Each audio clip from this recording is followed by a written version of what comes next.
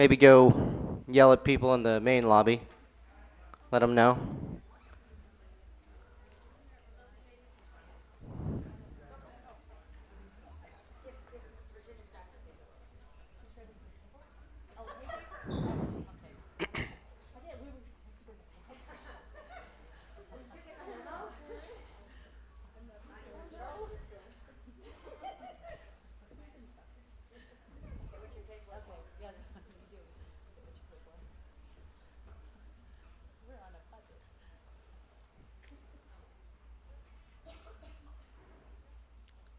All right.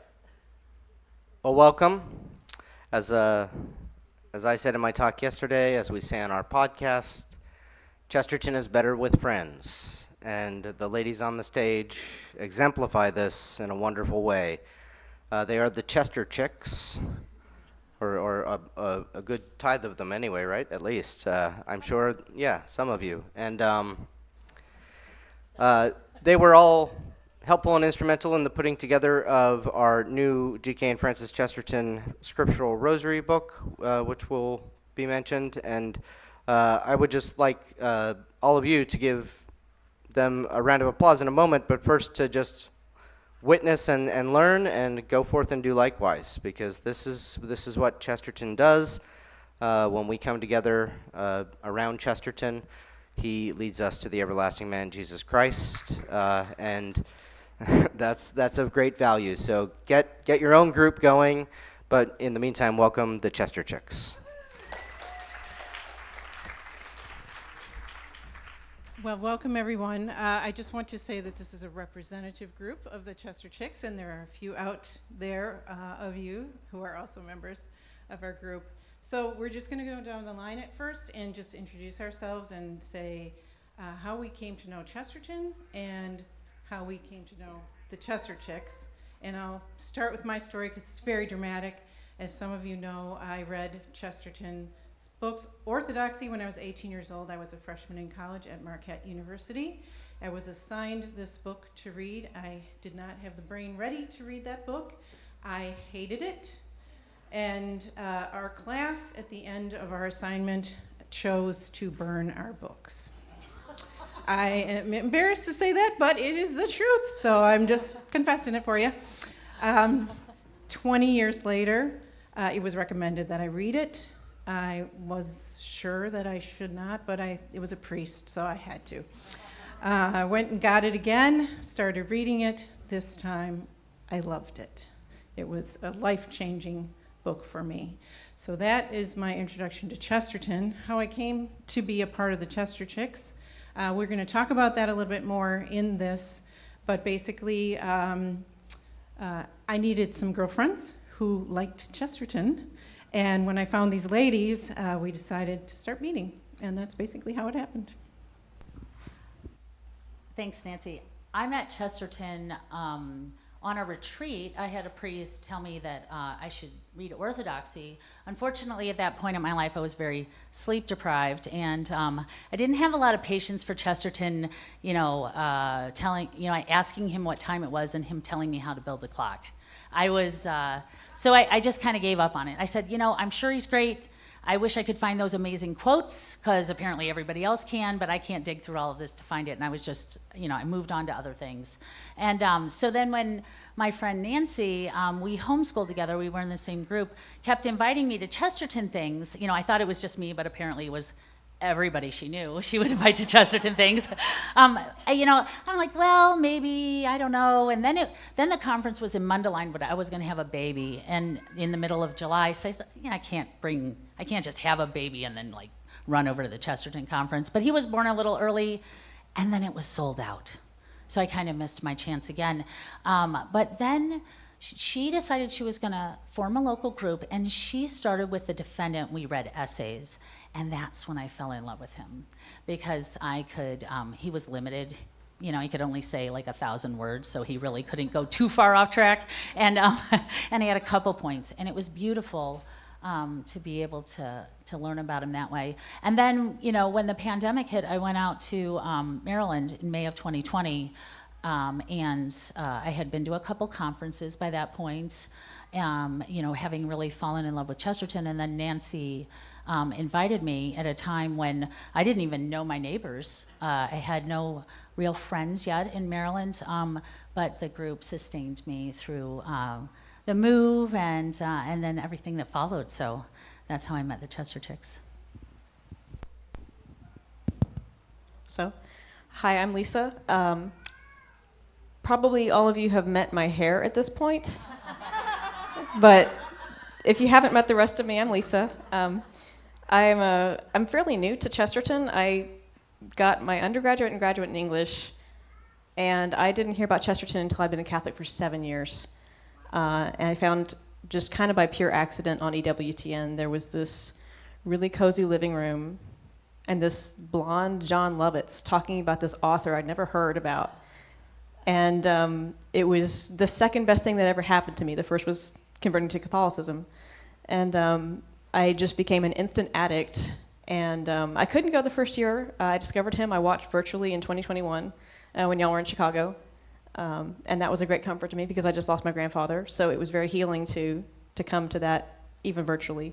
And I got to meet all of you starting in 2022. And I was specifically looking for Nancy because I knew she was a very big mover and shaker in the society. And I got to meet a lot of wonderful people that year. And shortly after I returned home, I saw this picture of these women with the cardboard cutouts and something about Chesterchicks. And I thought, I'm a chick and I read Chesterton. I need to know what this is. And so I reached out, not knowing really what that was. And Susan got back to me on Whova, and they let me into their Zoom chats. And I had the horrific realization that these women have known each other for a really long time.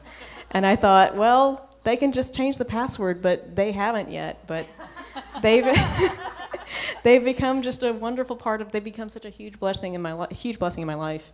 And I can't do without our weekly meetings. And I'm just so grateful for all of them because Chesterton really does give us just a family. And so thank you all. So. Hello, I am Becky Griffin. In the fall of 2000, there was a guy that I kind of liked, and he invited me to a Chesterton Society meeting. And I did not know what a Chesterton was, but the guy I liked invited me, so I'm like, sure, I'll go. And I went, and it was at this beautiful house with lots of bazillion priests, and I met lots of great people, and I figured, oh, he's an author. I figured that out quick. And then it was the author before, because I'm like, well, have you heard of Lewis? Well, yeah. And then, well, he's the one before him. Oh, okay, whatever. And but that's the question when I get asked, like, well, who's Chesterton? I'm like, well, you know of Lewis? So I answer my own question to other people. Anyway, but so the night was just wonderful, and I just remember feeling the joy of all these people that I was meeting. And the one person I met that night was Father Leo Hetzler, and he actually married that guy and myself. He married us in the fall of 2010, and so he was a Chesterton scholar and our youngest child. We have all 4 boys, and when I was pregnant with him, I was secretly hoping it was a boy because I wanted to name him Leo. So I got my wish. Anyway, so that's how I got to know Chesterton. And through Chesterton, I also became a convert to the Catholic Church, and my husband, too, also helped me. And then the Chesterchicks, I remember meeting Nancy in 2010 at my first conference before we got married. And I had known Dale and Joseph Pierce when they started coming to Rochester for the local conferences, and before I was a convert. But I remember meeting Nancy at my first conference in 2010 in Emmitsburg, and she gave the best talk at that at that conference, and I just loved her, and I loved meeting all these people, and then I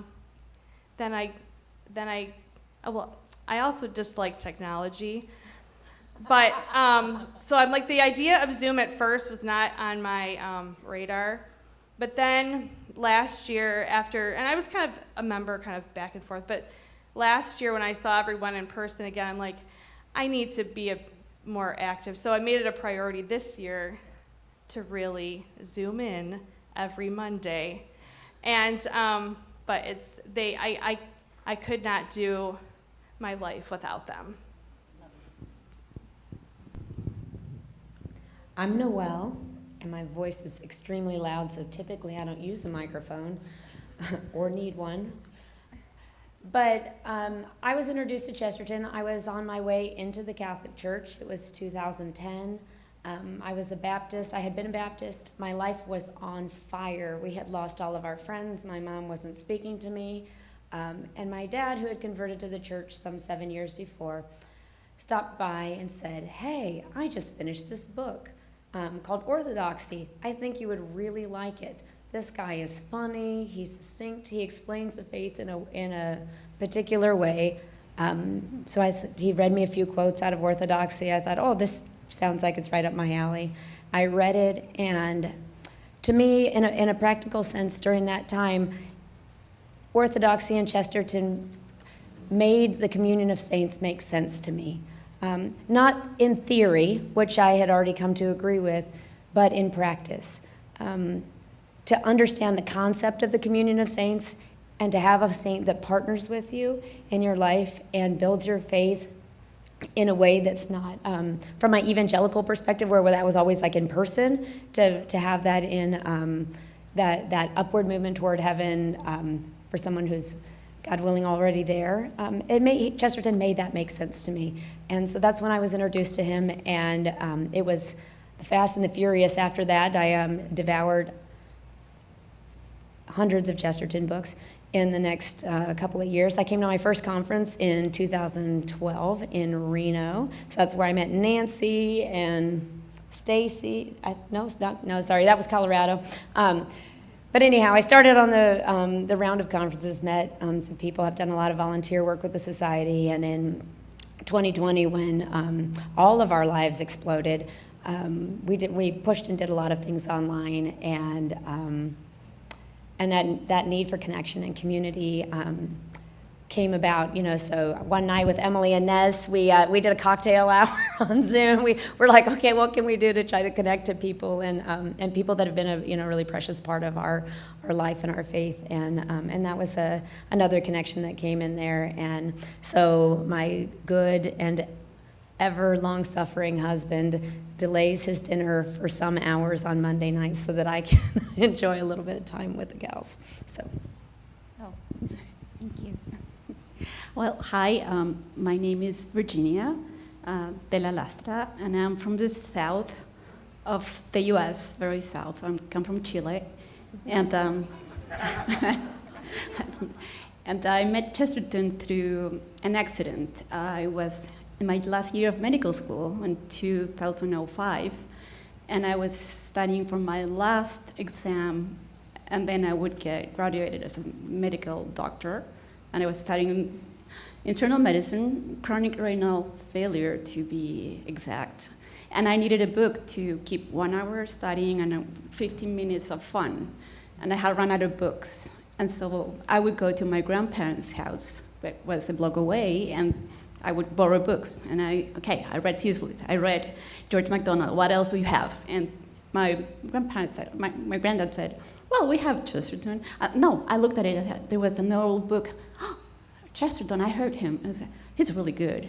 I recommend this, and he gave me Man Alive. And then, but Orthodoxy was there, and then, no, you should not read that. It's more like a philosophical treatise, and of course, I chose Orthodoxy, and I took it home, and I remember studying 1 hour, chronic renal failure, cardiac failure, whatever. And then I started getting 15 minutes of Chesterton, and then it was an hour of Chesterton, and an hour of Chesterton and 15 minutes of renal chronic failure. And then I remember thinking, this is so much more important than medicine. And I had my internal medicine exam 2 days away, and I'm grateful that I found Chesterton just 3 days before my exam, because I'm not sure I would have graduated if I had found it earlier. So I did graduate from medical school, and Chesterton invaded everything with, the ethic in Elsa. And then I met Father Ian Boyd in 2009 with Gloria Garafulich when they came down to Chile. And I was doing my residency in clinical microbiology, and I had my biology test the next day. I didn't care. I went to hear Father Ian Boyd. And I always admired this society from afar, and Chesterton invaded my life, invaded everything. And finally, I met Joseph Pierce, and Joseph Pierce, I told him I really want to, Chesterton has invaded me, and I want to study, where do you study this? And Joseph Pierce sent me to Houston Baptist University, because Holly Orr was there, Michael Ward was teaching there. So I quit. For 3 years, I left the medical field to study apologetics at Houston Baptist University. And I studied apologetics, came back, and I continued teaching, because I'm a teacher at medical school as well. And so I continued smuggling Catholicism, and then, then the pandemic, I kept doing this and coming here because I met Dale, and I started illustrating for Dale after my master's. I draw sometimes for Gilbert magazine, and I discovered I was good at drawing, and so I don't want St. Peter to scold me, so that's what I did, and then the pandemic happened, and I was going to be a speaker in Chicago, and then I happened to be in charge of the pandemic at my hospital.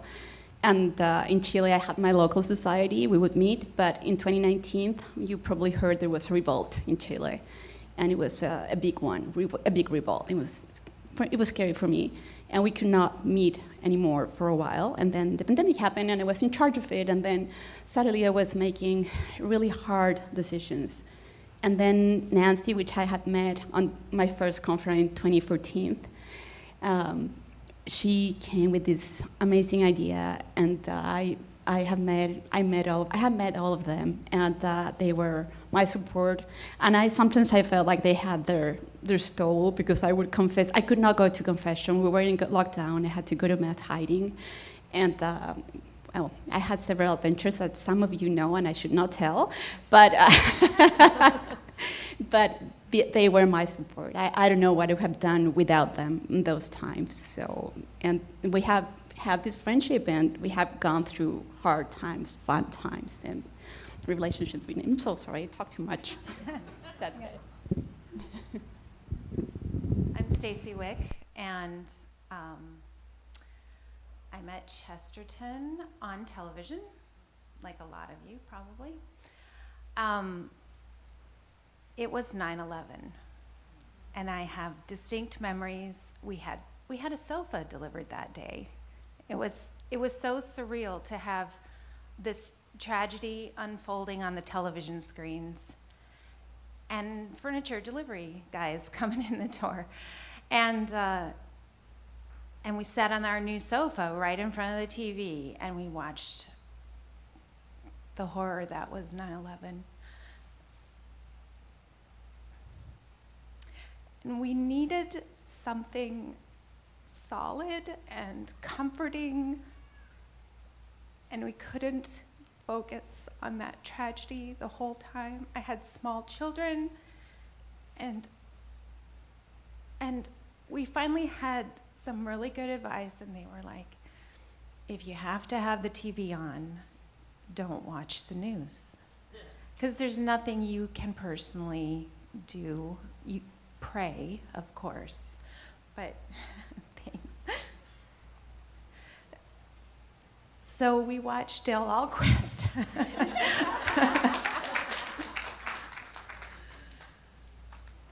And then at the end of the show, I don't remember, I'm pretty sure they just had a mailing address and not even a website then.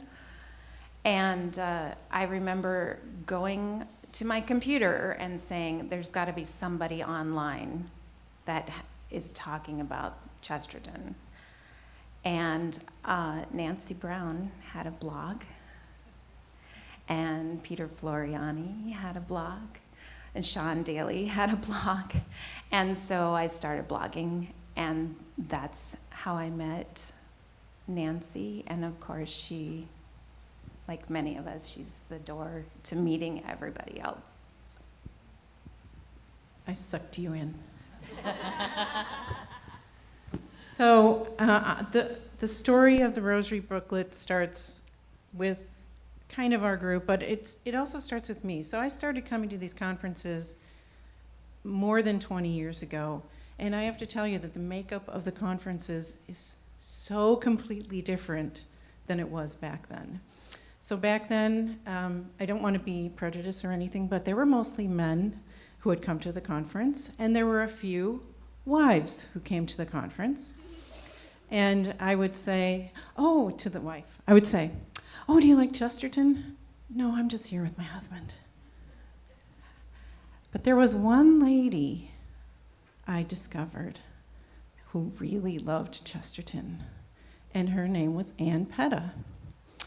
And I got to talk to her, and she felt the way I felt about Chesterton. And what we had in common was that it wasn't just his words, it wasn't just his books, it was that he was a good man. We could tell that when we read it, and we loved him. And when we connected over that, I knew I'd found a kindred spirit. That was a long time ago, and I've waited a long time, but now, look what we have. We have so many. We have a hugely diverse crowd now, lots of women. I'm so glad to see you all. So anyway, I probably will skip some of this because I just said it. But basically, in 2020, as we've indicated, we all went into shock. And the Chesterton Society did a couple of things. We would do these virtual society meetings quarterly. I don't know if you remember that, but sometimes Brandon Vaught and Dale Alquist would talk, and we'd have those meetings. And then they started that Tuesdays with the Troubadours thing. Well, we would message each other, and we'd go, let's go watch the Tuesdays with the Troubadours. And then there was that chat box on the side, and we would just chat with each other the whole time during the Troubadours. And it kind of made us realize how much we missed our camaraderie. And we didn't know how long this was going to go on, and we didn't know, well, the Troubadours stopped doing it every week. They went to a monthly format, and it just seemed so long from one month to the other back then, you know? And so we decided that we were going to try to do it and meet weekly. So some of us had used Zoom before, some had not, but now we were kind of used to it because everyone was using Zoom during the pandemic. So we discovered that we really longed to visit with each other, and we have been meeting weekly ever since. And I also wanted to say hello to all of our virtual attendees. Thank you for being with us. Some of us do have local societies, some do not. In my case, this is my local society right here, and it's not your typical one, but it works, and it's a good one. So we usually pick an essay to discuss every week, but sometimes we just have subjects that we want to talk about. I'm going to give you some examples of our recent conversations. Is localism an adequate word to represent distributism as Chesterton defined it? What is AI, and what should our response be to it? What does Chesterton have to say about the Industrial Revolution, and how does it apply to our conversations about AI? How does Chesterton support the role of mother in the home and support working women at the same time? Skip that one. I'm skipping one that I felt was too controversial. Yeah. That stays with us. Yeah, well, oh, we do have the rule. Yes. What happens in Chesterchicks stays in Chesterchicks. And we also look at quotes from Chesterton that have been taken out of context out there in the world, especially on Twitter. And we look at those ideas in their context, and we discuss it. Sometimes it takes weeks. One of the main things we do is we pray for each other. We have a channel, we put our prayer requests in, and we're always, there's never a time when we're not praying for something. We do drink beer and other stuff. We laugh a lot, and I think that is one of the main things that keeps us coming back, is we share so much laughter. We support each other through good times and bad.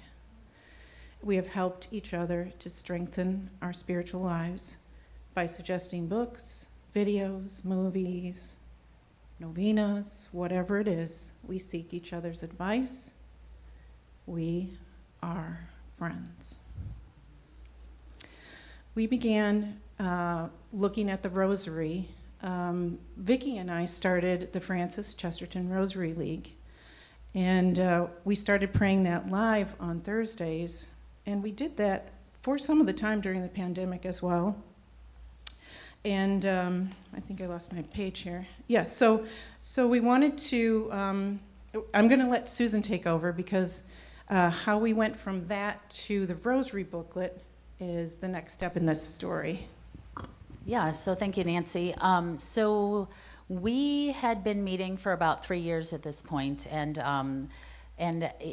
it was either the Holy Spirit or it may have been indigestion, but I really felt like the Lord was calling me to be the local societies coordinator when there was a recent absence. So, I approached the society, and, they decided that maybe it was the Holy Spirit. I don't know, but they agreed to give me a shot. And we, I was looking at the Rosary League, and it was such a beautiful idea.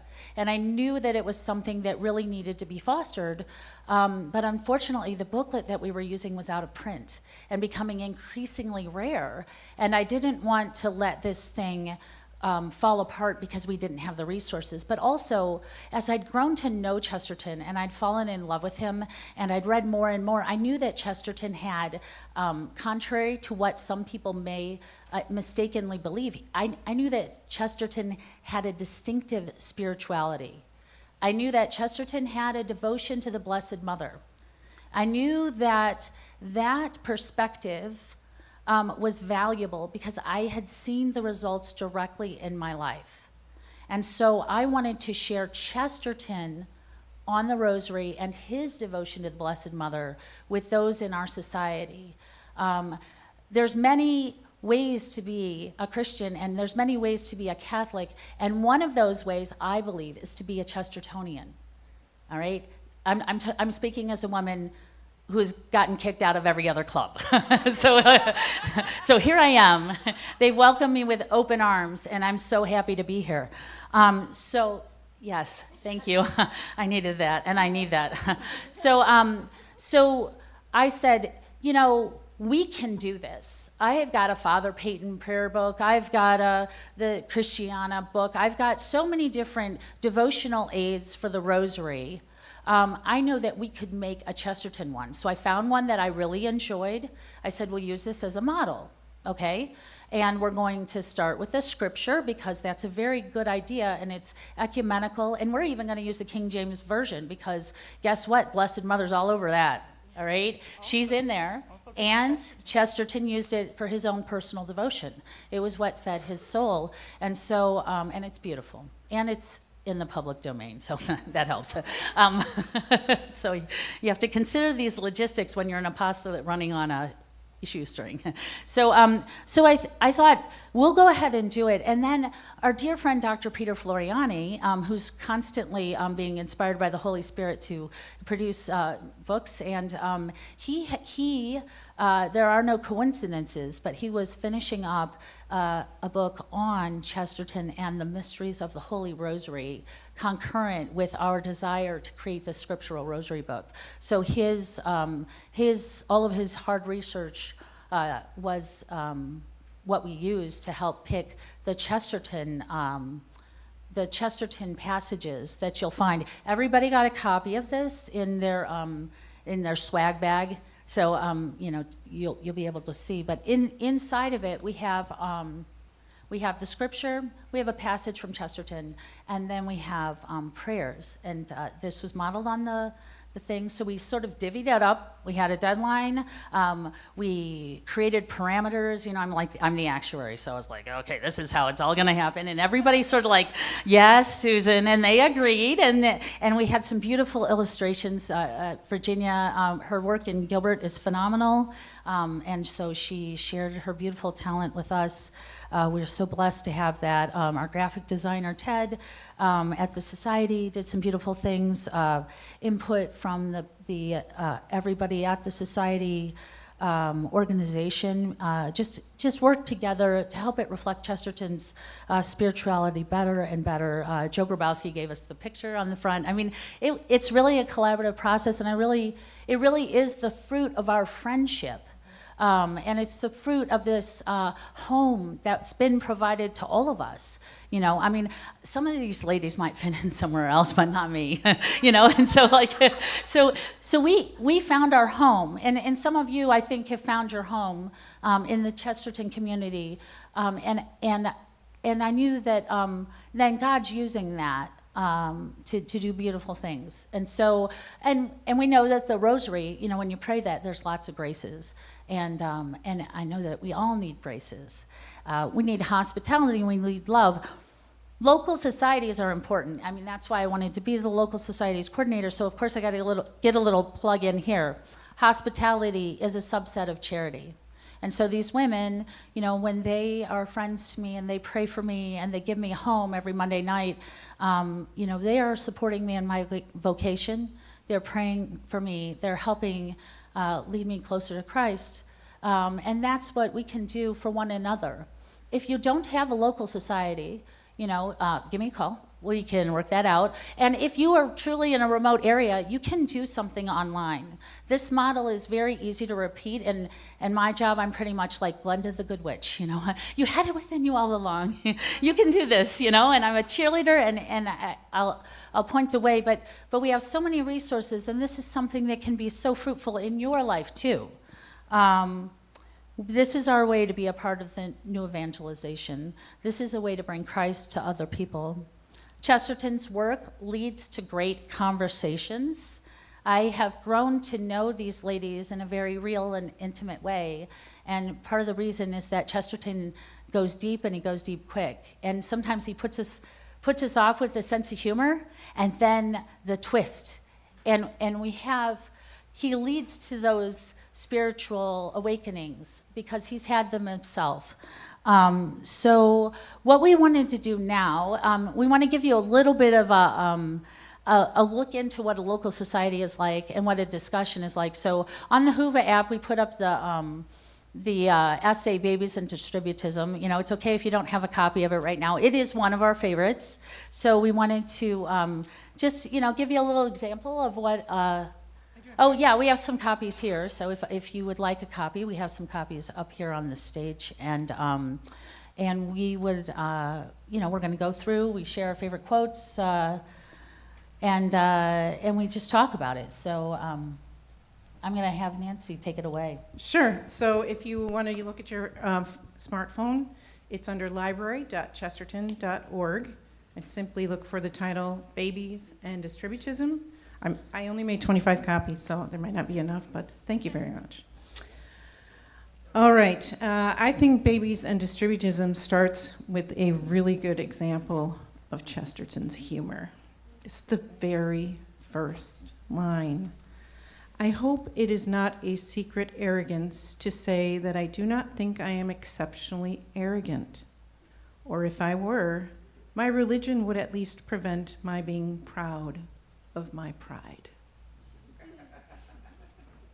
I like that. Chesterton is the master, as Susan said, of using humor to help you see a truth.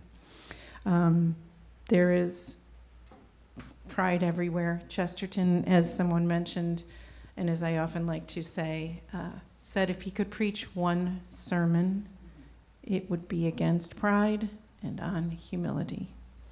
So he is always humble to me. I love reading him. And so I like that first line. There you go, sis. Yeah, so I think Chesterton's sort of a master of like just a well-placed insult, or, you know, like, I mean, he'll be talking about cheese and then all of a sudden he's like, and by the way, Calvin was super wrong. You know, like, I just wanted to let you know that. And then he's back to the cheese. I'm like, well, where'd that come from? But, you know, he really puts a fine point on things. And, you know, he's talking in the third paragraph here about eugenics, you know, which is downstream from birth control. And he draws those parallels and connections so really well. You know, but at the end of and he's frequently misunderstood. You know, he's talked about hanging politicians, and I really don't think he's advocating murder. And sometimes he uses hyperbole as a way to really shock us into an understanding. He even talked about this in one of his essays, Cockneys and their humor. But he says at the end, he says, until I see a real pioneer and progressive leader coming out with a good, bold scientific program for drowning babies, I will not be joining the movement.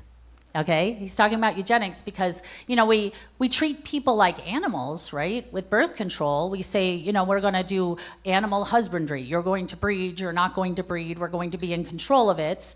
Control of birth? This is wild. He's saying this is all ridiculous.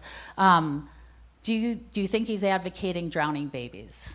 Obviously not, you know, but I love that Chesterton really shocks us because it's saying he's showing us that this is like the horror, you know. We use these clean words, we got all these euphemisms, and Chesterton plows past the euphemism, and he really makes a bold statement in a world that needs bold statements. And he's so prophetic. Like this whole essay, you read it and you're like, how did he know? How did he know? Well, he knew because he was human and we are human. Right. And he saw it coming. Yes. And he was holy and human. I Right. think sometimes we're just human and not so holy. Right. That's why we read him. Right. Yeah, he's hopefully helping us to get there. That's part of the hope. Yeah, and it ties into what we've been talking about with the everlasting man too. You know, it all comes down to the babies. You know, age and culture over again. It's all about the babies. And you know, and the title of this is Babies and Distributism. You know, he brings babies into everything. And why? Because he also says they're the sign and the sacrament of personal freedom. What is our culture telling us today? Be child free. Free. You can have freedom to what? To fade away into nothingness? It's like fat-free or sugar-free. Nobody wants any of that. Nobody wants that. Child free. But I think that's exactly.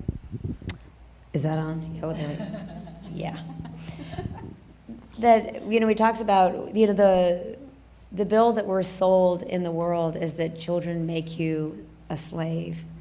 And Chesterton, again, shocks us and says, no, a child is what makes you free. Being a slave to every material whim that comes out, having to order the next newest thing on Amazon to give you a quick serotonin hit, and then have it, you know, be broken or irrelevant a week later. And a child is something that is brand new to the world. They're a new creation, and selling ourselves short on desiring some commercial good in exchange for something that is a new soul and a new thought and a new representation of Christ and the incarnation in the world. And that's freedom. And we as a parent, we could, you know, Chesterton talks about in our own homes, we could have a picnic, you know, on the table or on the floor because our house is free and our family is free, and that's a beautiful thing. And he says, when men no longer feel that he is so, he has lost the anticipation of the primary things, and therefore the sense of proportion in the world. He has become jaded and enslaved. And they are preferring the very dregs of life to the first foundations of life. They are preferring the last crooked, indirect, borrowed, repeated, and exhausted things of our dying capitalist civilization to the reality which is the only rejuvenation of all civilization. And he mostly talks about babies in this, and just sort of touches on distributism. And I love the talks on distributism yesterday because I feel like, it's very hard to explain sometimes to someone who's just, all they know of the free market is they kind of think of it as synonymous with capitalism, and that was the hardest thing for me to kind of draw the distinction of. But distributism is really the economy of satiation, enough. And with capitalism, we're always told to want more and more and more, and make more and more profit. And I love the essay in The Hound of Distributism about this machine that just keeps making shoes, and then the world just becomes just full of all these shoes, and we start to have too much. And that's kind of where we can draw a parallel with our culture of life and culture of death, if you want to call it that, because we sort of sell birth control as do whatever you want and have as much as you want, and here we are now, we have a crisis of very low birth rates, and so instead of saying return to the church's teaching, we then turn to IVF, and we make people products. And what Chesterton, he touches on this one line that jumped out to me: by the weak compromise of birth prevention. He doesn't call it birth control, he calls it birth prevention, which is what it really is. He says we are very probably sacrificing the fit and only producing the unfit. Not to say that we should choose at all, but he's making a very good point that it's not what we really sell it to be or what we're sold for it to be. And the confidence that we have from the church's teaching that Chesterton leads us to is we know the full truth, the ends of things. He wants us to consider the full ends of our actions. And with distributism, with the culture of life in the church, we have that confidence, and Chesterton leads us to that by living that himself. So. And what I really like about this is the ending. It's the child. It is the child who is ready for the new world, especially because Chesterton centers everything is about the child. The child is the center of the world, especially since the child was Jesus. So that's the center. And all of us, even us who are childless, like I am, and some of here maybe we're not blessed with children, everything is about the child. And we who don't have children are here to help the ones who do, the queens and the kings of this earth, who have the princesses and the princesses. And we are meant to become maybe the fairy godmothers. That's who I think I am, because we live in a fairy tale. And if you don't have, then you go to where they are, because children are the ones who are the new world. And that's our treasure. And if you were not blessed with that treasure, you seek it and you take care of it, because that's who the center of the world are. And there's no vocation for being single, but there's a vocation to being a fairy godmother and for being parents and to help to raise all those dragons that you're facing in parenthood. And so I really love this part, that it is the child who's ready for the new world, and it was the new child who made the world new. And that is so Chestertonian, right? If Francis and Gilbert were the perfect example of that. They couldn't have any children of their own, but they welcomed every child that came into their universe and even looked for children who were out there, played with them, entertained them, taught them, sung to them, just all the things fairy godmothers and godfathers do. One thing that I love about Chesterton is just his vocabulary. And so if you just see some of these words, quack doctors, just talking about birth control, because it is weak and wobbly and cowardly thing. Weak and wobbly, cowardly word. So I appreciate that. And then also I love the childlike image, and that was really beautiful, Virginia, talking about it's really beautiful. But for those, they all know me, and they know that I, as a mother of 4 boys, I still revert back to my childhood-like tendencies, like reading Nancy Drew every night. Watching Care Bears, the original, okay? And I enjoy just thinking of being a child, and I think it is about babies here and how he just promotes, because now people are not taught, they're taught to be scared of having babies. Oh, there's climate change. You can't bring a baby into this world right now. It's gonna like melt, and then we're not gonna have a world anymore, or whatever. And it's like, you know, so it's like ridiculous, right? So, No, it's gonna melt as it freezes. that's right. That's right. So the people are scared to have children now, and I think that Chesterton, and I love the talks that I've heard, and especially the last one I heard earlier, was the fairy tales and the childlike, and how Chesterton did the toy theater, and how he loved children, and we brought them into his home, and before my husband and I were married, we did that with kids. We would just go play with kids because we loved it. And I think that Chesterton knows and knew, and he helps us to know that, you know, children can renew the world, and he wants us to remain childlike, because an adult mind keeps us old, and it keeps us not seeing the wonder out there.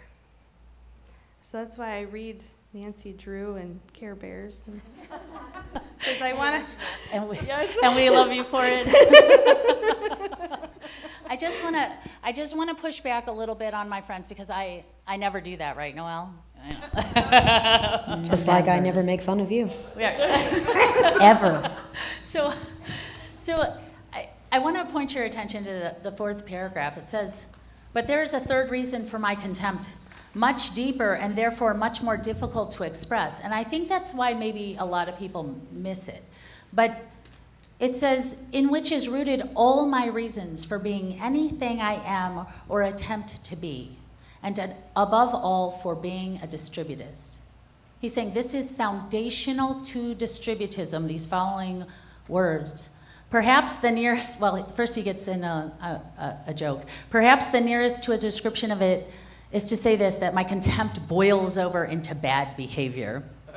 When I hear the common suggestion that birth is avoided because people want to be free to go to the cinema or buy a gramophone or a loudspeaker, you know, how many times do we hear that? Oh, well, I got to get my stuff first. I want to go on vacation. I got to do, like, all of these things are more important than making babies in our consumerist culture.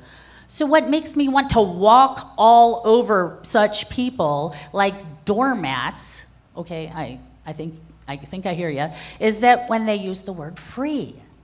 By every act of that sort, they chain themselves to the most servile and mechanical system yet tolerated by man. Okay. The cinema is a machine for unrolling certain regular patterns called pictures, expressing the most vulgar millionaire's notion of the taste of the most vulgar millions. The gramophone is a machine for recording such tunes as certain shops or other organizations choose to sell. The wireless was better, probably because he had a radio show, I think. But even that... Truth in we all make... advertising. What's that? Truth in advertising. Truth in advertising, yes. I mean, disclaimer, the modern mark of all three, the impotence of the receptive party. The amateur cannot challenge the actor. The householder will find it in vain to go and shout into the gramophone, and the mob cannot pelt the modern speaker, especially when he is a loudspeaker. It is all a central mechanism giving out to men exactly what their masters think they should have, okay?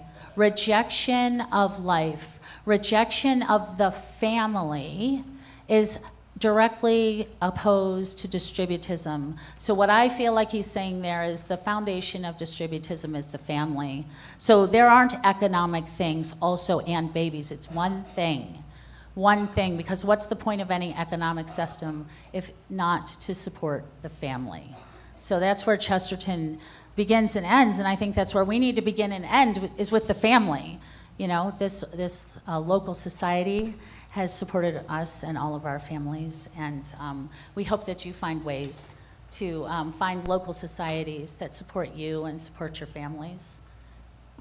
And now we want to end as we usually do. Gilbert and Francis Chesterton. Pray for Pray us. for Pray us. for us. Thank you all.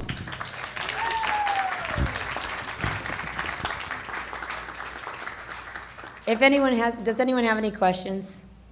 I mean, we were super thorough, but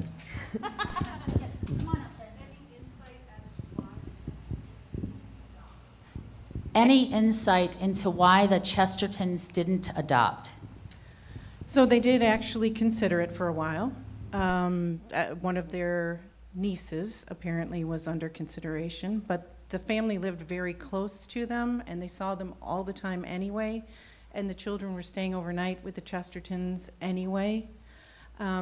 I believe from the research that I've done that they made a decision basically to adopt every child.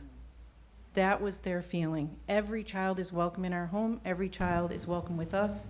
We will take whatever children come our way, and we will do our best to take care of them in the time that we have with them. And if you read Maisie Ward's second book, Return to Chesterton, she talks about a family right down the street, was in the Christmas house, that essentially adopted the girls. I mean, as far as, again, they lived right down the street, but they became their family, and they traveled together, they vacationed together, they supported them, they catechized them, they did plays with them.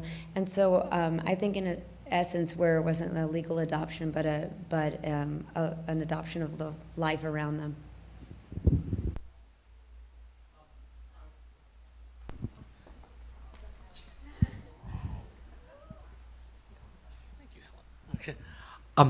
I wanted to get bulk copies of the Rosary booklet to use in our school. How do I do that? That's a great question. I am going to be available after the talk, and we do have a limited number here, and then we are working diligently to get more into production. So I'll be out by the local societies table after the talk, and I'd be happy to talk to anybody about Rosary booklet questions. Thank you, Helen. Oh, this is really loud. Okay, so his most poignant point in this to me is the use of euphemistic language, and I think that's a pretty legit critique of the left today, or whatever you want to call them, anti-Catholicism, Witherin for those who are at the schools conference. And I'm just curious, can you think of any examples of that on the other side that needs correction, like from conservatives or from Catholics, where we sort of hide the ball with our messaging in our attempts to evangelize and convert the culture, and don't do so as truthfully and effectively as possible?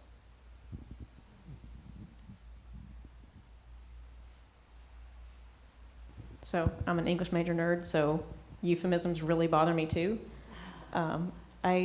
So you're asking where is that sort of like in the conservative side of culture? I think just anyone who doesn't really live their faith, you should pay attention to that. And I think it's very important to draw subtle distinctions and really know the faith.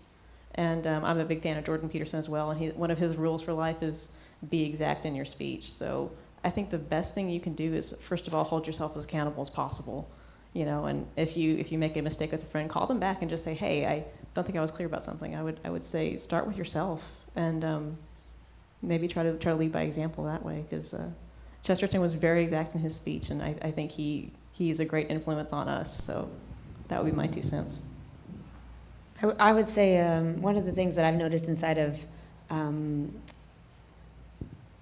sometimes our traditional Catholic worldview is sometimes that we have a tendency to roll ourselves up into an echo chamber and to talk to each other that we agree with and like we're fighting the other side, but we're not. We're just talking to a group of angry people that are angry about the same thing, and then we escape into little communes of I think about the Chesterton Conference as an oasis, right? But it's not life.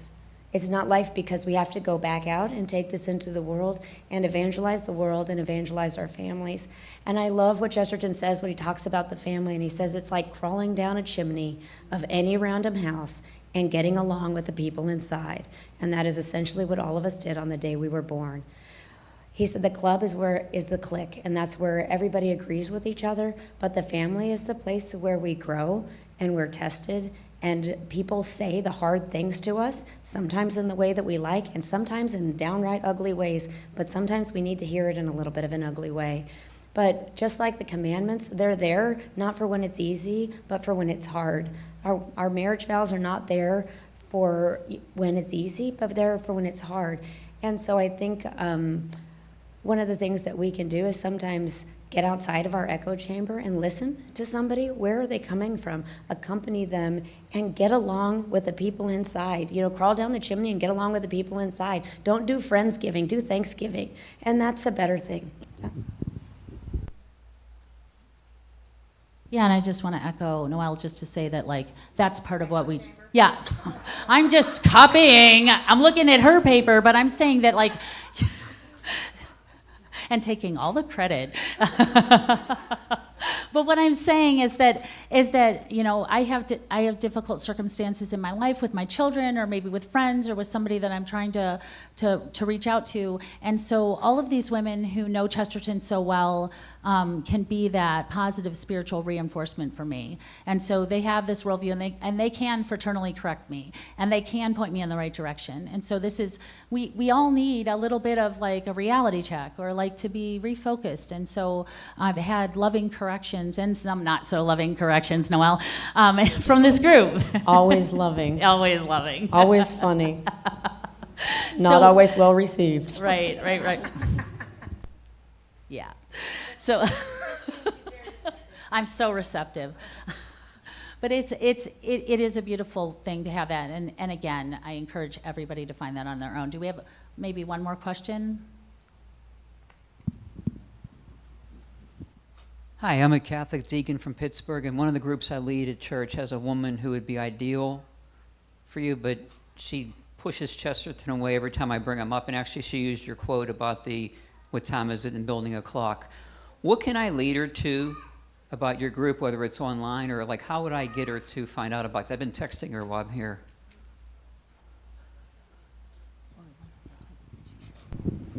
Yeah, I want to say read my book, The Woman Who Was Chesterton First, because we really imitate Francis, and I think that's one of the things that we try to do as women. And I think that's a good first place to start. Sure. And Chesterton's not for everybody, and that's okay. I remember sitting down with a Carmelite brother and just was talking about how great Chesterton was, and he says, I just don't get him. And he had just a very analytical mind, and I was like, as I was in a bookstore with him, and I pulled out Chesterton's autobiography, and I read him the first paragraph, which I think is hilarious. And he's talking about, bowing down in blind credulity, which is my fashion to the traditions of my forefathers. And he goes on and says that I was born on such and such a day in such and such a place. And the point is that we, reject traditions, and yet we take on tradition just our own birth. And so he points that out, and he says, I don't get it. And so I explained it to him. He said, maybe if you sat next to me and explained every paragraph, this might be enjoyable, but I think no. But it's okay that it might not be their thing, but if there is an interest that pops up at some time, I think all of us are available individually, and to begin, a relationship there and to invite that deeper, and that's great. I have a local society as well in my area, and we have a number of spouses that come, and I have a spouse that comes with his wife, and he hates Chesterton. And every time he comes, he's like, he is so annoying. In the sense of this meeting could have been an email. That's what he thinks, of every paragraph of Chesterton. But it's great fun, right? Because it challenges all of us, and it teaches us that, and it's enjoyable even in its own way. So even sometimes just inviting the contradiction is not a bad thing.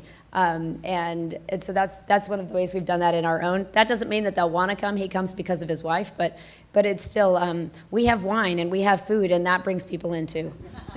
And also we have a couple people that don't even read the essays because they're moms and they're in the middle of a bunch of stuff, and they just come and like to listen to the discussion, and that's okay. I think there's a lot of ways that we can bring people in that don't require a big sign off. You don't need to read 1,000 pages of Chesterton to come to this. You can just come and sit and listen, and that's an all right spot too. And I am the perfect example of when you're not ready to read Chesterton, it doesn't work. You have to be ready. So I think we probably should finish. Yeah. Yeah. Thank you so much again for coming.